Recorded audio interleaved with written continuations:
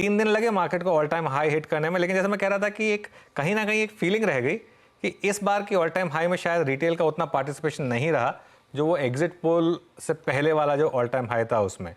अब मार्केट को आप यहाँ कैसे देखेंगे? या अनुज, गुड आफ्टरनून और आपके शो को इनवाइट करने के लिए बहुत बहुत धन्यवाद। देखिए, मैं भी एकदम आश्चर्यचकित हूँ कि इतनी जल्दी ऑल टाइम हाई आ गया, जैसे कुछ नेगेटिव न्यूज़ आया ही नहीं है। I mean as if business as usual दिख रहा है यहाँ पर। तो I think we have to respect the market, और ऑल टाइम हाई है तो है। I think the bull market continues, और जो पैसा आ रहा है वो अभी भी आ रहा है। They don't see any risk factors from a कोalition government, they don't see any other risk factors, blue sky scenario है। तो I think money is coming in, doesn't matter what the valuations are। तो I remember कि जब मंगलवार को market correct हुआ था, अगले दिन कई सारे लोग कह रहे थे कि चले थोड़े से वैल्यूएशन करेक्ट हुए, लेकिन ये एक ही हफ्ते में जो 2000 पॉइंट का स्विंग बैक है, अब यहाँ से वो वैल्यूएशन वाली स्टोरी पर क्या राय बनेगी और इस समय फिर नया ट्रेड कहाँ पर पकड़ा जाए, because everything has moved from the lows. Yeah, I know that's a difficult question to answer, Harshada, but मेरे ख्याल से what we are seeing just now is a sector rotation, और जिस हिसाब से software stocks have come back and some of the PSU stocks have slightly gone off the radar, shows that शायद एक sector, नए sectors leadership ले रहे हैं, and you should go with the new sectors। I think कि in terms of the entire valuation matrix आप देखेंगे तो software शायद अभी भी reasonable है, और मेरे ख्याल से pharmaceutical companies also are doing very well and there's reasonable valuation over there। So I would say कि ये जो sectors है, software और pharma, defensive sectors भी है, और जैसे जैसे US टेक्नोलॉजी स्पेंस बढ़ती है तो I think software company should do well, high operating leverage businesses भी है।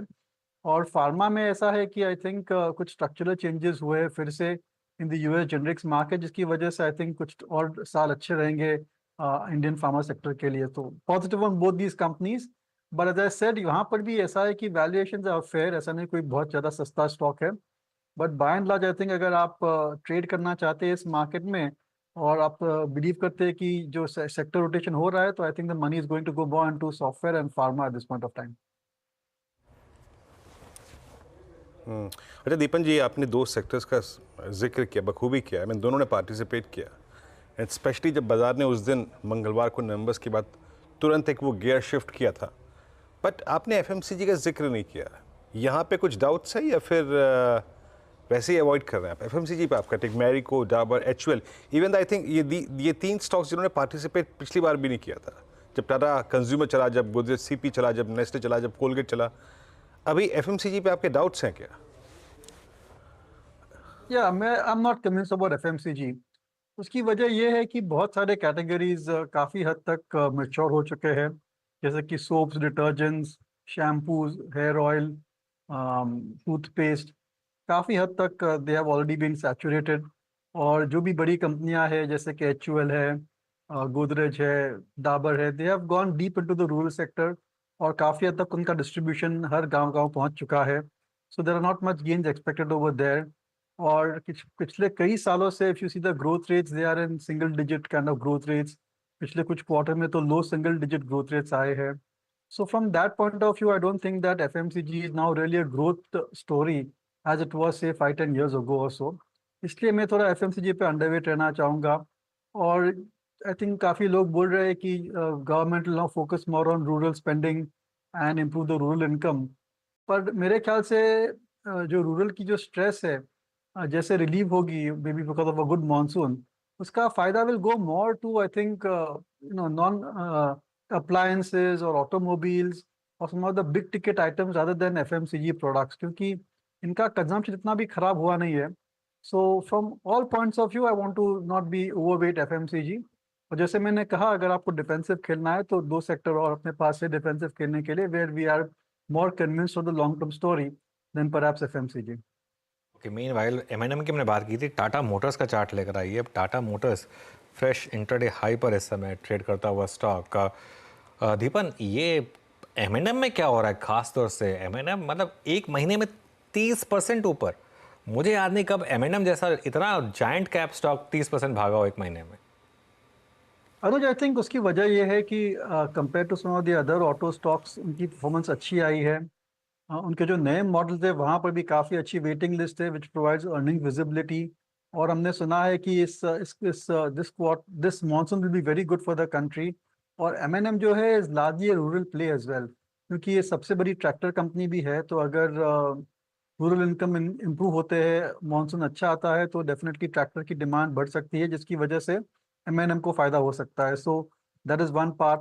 और जो उनकी बाकी भी जो प्रोडक्ट लाइंस है, UVs as well as SUVs, वहाँ पर भी काफ़ी हद तक रूरल प्ले चलता है एमएनएम में। एंड कंपनी जो है अच्छी तरीके से is very well manage now, अपने कैपिटल यूटिलाइजेशन पे फोकस करती है।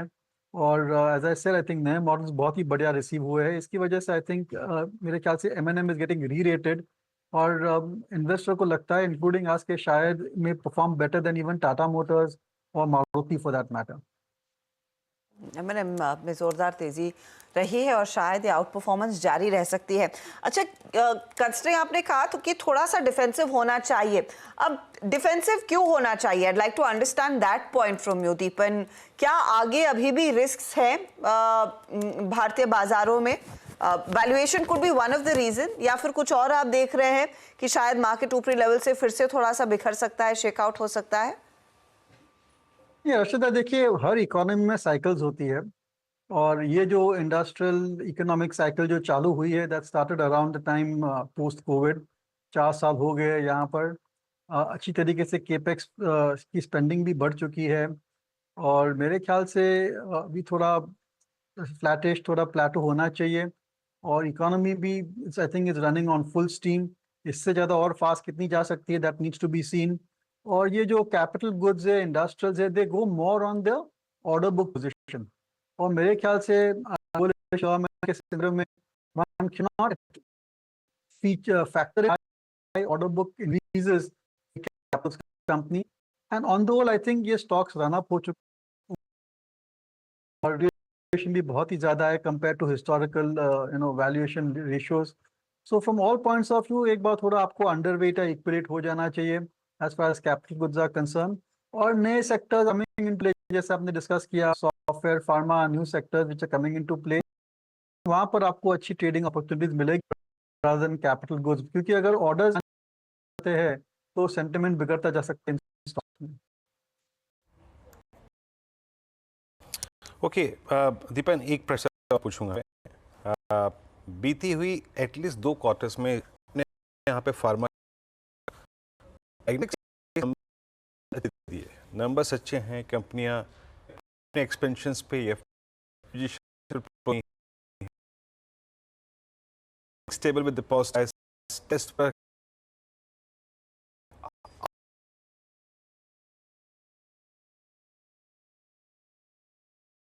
कितना मान सकते?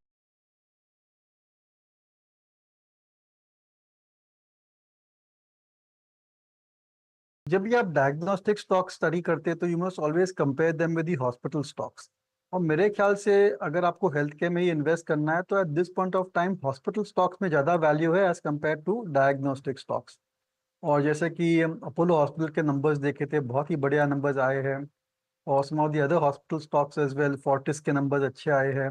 आई think that there is more value in hospital companies than diagnostics.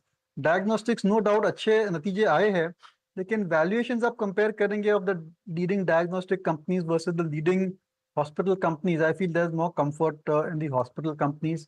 और diagnostics also should do well, but preference is more for hospital companies. And as I said, I think in healthcare, company like Mankind also, जो कि totally domestic focused formulations पर है, they also have very good prospects and they are trading more reasonable than some of the diagnostic companies. Okay. अच्छा दीपन, अब यहाँ से कोई stocks है जो वैल्यूएशन के हिसाब से आपको अच्छे लग रहे हैं? कोई 2-3 स्टॉक्स जो इन लेवल पर बाय की जा सकते हैं? कहना मुश्किल है, but I think you can go for the old horses. I think जैसे मैंने कहा था बजट डे के, सॉरी, इलेक्शन डे के ऊपर भी, go for the large cap companies. Bajaj Finance अच्छा लगता है, वैल्यूएशन वाइज रीजनेबल लगता है compare to the growth rates. Within the pharmaceutical space, Sun है, ल्यूपिन, सन, डॉक्टर रेड्डीज अभी भी ठीक वैल्यूएशंस पे, not that there extremely cheap, पर आई थिंक जो उनके अर्निंग्स आएंगे that will surprise on the positive side. और शायद L&T also looks quite interesting, but of course stock has run up significantly. But broadly जो large cap companies है इनमें आपको फोकस करना चाहिए, और मेरे ख्याल से स्मॉल मिड कैप स्टॉक में थोड़ा सावधान हो जाना चाहिए। स्मॉल और मिड कैप्स में थोड़ा सा सावधान रहने की ज़रूरत ज़रूर है। आज इनफैक्ट सुबह से हम बातचीत कर रहे थे कि किस तरह से विप्रो के अब शायद उम्मीद तो यही है कि ऑर्डर विन्स थोड़े से और बेहतर हो सकते हैं।